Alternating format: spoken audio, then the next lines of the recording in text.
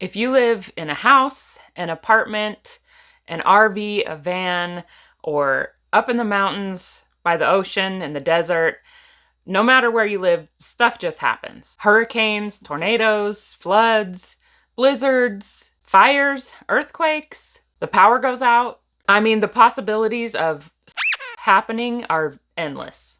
So I really got to thinking about being prepared for, stuff just happening last spring. Nothing like having to abandon your RV and run for your life 10 times in the middle of the night to get you to start thinking about, being prepared for stuff happening. Hurricane Helene also got me thinking about it because, you just never know. And so I wanted to share with you just one thing that I've done to be a little bit more ready or prepared just in case.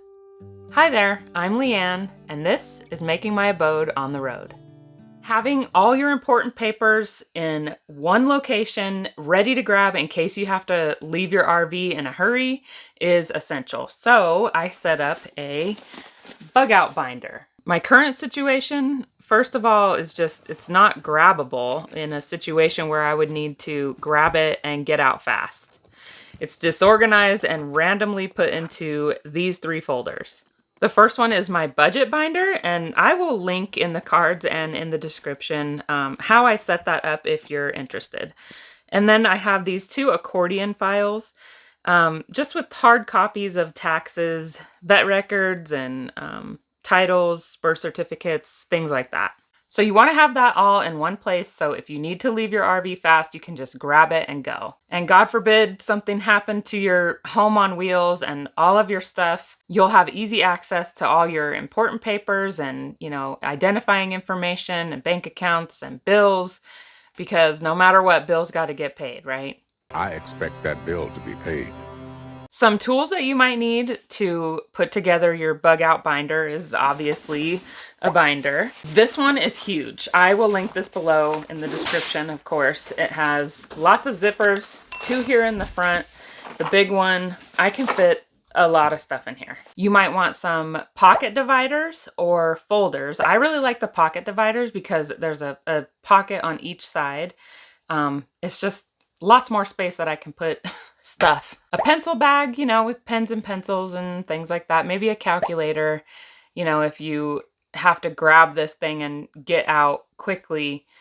And maybe if there's some kind of disaster or something and you need to do math, you just might want a calculator because high stress situations, it seems like you just can't think, Have you ever noticed that? And then maybe just some basic office supplies like, little baby binder clips or erasers or, I don't know, maybe some paper clips, staples, something like that. Just stuff that you might need to stay a little organized. So I'm going to walk you through how I have this set up and just show you everything that I have in here. And it's going to look different for everyone, but at least it will give you an idea of what you might want to keep in here. But first, let's talk about some what ifs. I know what you're thinking. Why don't I just digitize everything and then I don't need a binder? Digital? Well, what if there's a major power outage and you won't be able to access anything online or anything on a computer? If you didn't charge it, I guess. If it's charged, you'll have a little bit of time, but you won't be able to buy anything unless you have cash. What if there's a flood or a fire and maybe your phone and your laptop and your wallet are completely destroyed? Then you can't access any of your digital information, at least not right away. What if communication systems are wiped out? Remember that it was not too long ago, Verizon had a huge outage, like millions of people across the country. We didn't have service for almost 12 hours. I think it might have went over 12 hours. That was kind of spooky. It was like, oh gosh, what did we used to do before we had cell phones? So you would have no phones, no internet during a disaster. And that's, if there was a disaster, that's a problem. Can you buy things? Do you have cash? Do you have checks? Do you have your birth certificate so you can identify yourself? Do you have your kids' birth certificates so you can prove that they're your children? I personally think it's a good idea to have both digital and hard copies. Digital just makes life easier, but then you just have 2 options. Okay, so let me show you what I have in mind. Here's how my binder looks now. It has everything I need in it. It's a little thick, but it's fine. It's too thick. This folder now has taxes only. Yeah, taxation without representation is wicked unjust, bro. And this folder has paperwork that we don't need to have with us, so when we go back home to Colorado, we'll drop it off at our storage unit. Okay, I love how this has all these pockets. This is, because that's what you need. All kinds of divider situations to keep it all organized. Okay, first, let me just show you this first zipper. So in here, I have this little thing. It has some cash. Vitally important. Just leave it in there and forget about it, right? Just in case. And then I just have some memory sticks and memory cards that have all of our photos on them. And then I have a USB external hard drive. I have a couple of these, but I have one in here and then one that I am using currently right now for all my videos. So there's that one that has a bunch of our pictures and videos as well. And then this next pocket, it's sort of insulated, so you could put like an iPad or something or a smaller laptop in there. Insulated as in, I guess cushioned is what I meant. So I just have some files in here that I will hardly ever need to get into, just insurance, HSA, retirement stuff. Casey and Jeff have just some files that they might need to access for whatever reason. This is all of our ID stuff, right? So all of our birth certificates, social security cards, all of that kind of thing. And then for the dogs, this is all of their shot records and vet information. Any information I might need for the dogs is right there. And then, so that's that. And then the big pocket, and this is expandable. So that just shows you how much more room you can put in there. It's like the giant 3-ring binders, but the rings in here aren't really all that big. It's kind of crazy.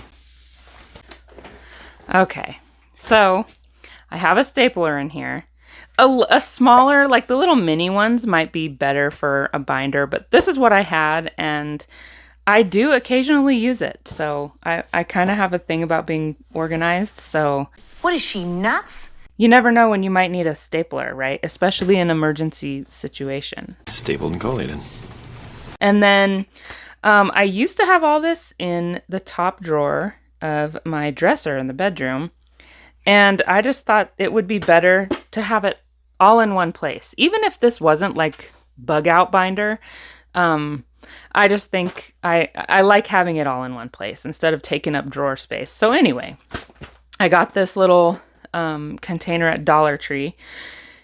And sometimes these are hard to find. Sometimes they put them in like 3 different places. Sometimes it's where the makeup is.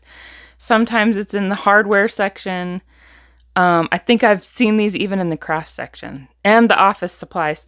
So just look everywhere. They're small stores, so no big deal, So I just have some paper clips, whiteout, stamps, just some basic office supplies that I might need.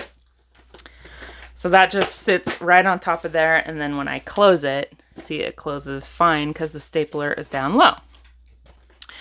And then I just have a pencil bag that has just pencils and pens, a couple highlighters. And then here's the folders I was telling you about, or dividers, right? So it's a divider, but then it has a pocket here and a pocket here. And I showed these in my budget binder because, this is my budget binder too. So anyway, those are great. I will link those in the description below.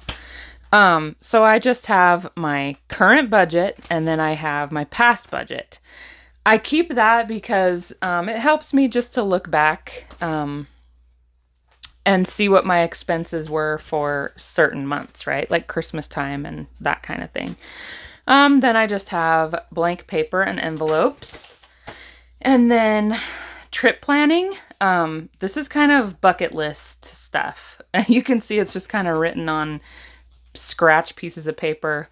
When I get an idea, I just hurry and write something down and then I shove it in here. So, and then I have taxes and receipts that I'm going to need for taxes. My husband is a private contractor for RV Armor, so he has a lot of receipts and stuff that he has to save for write-offs during tax season.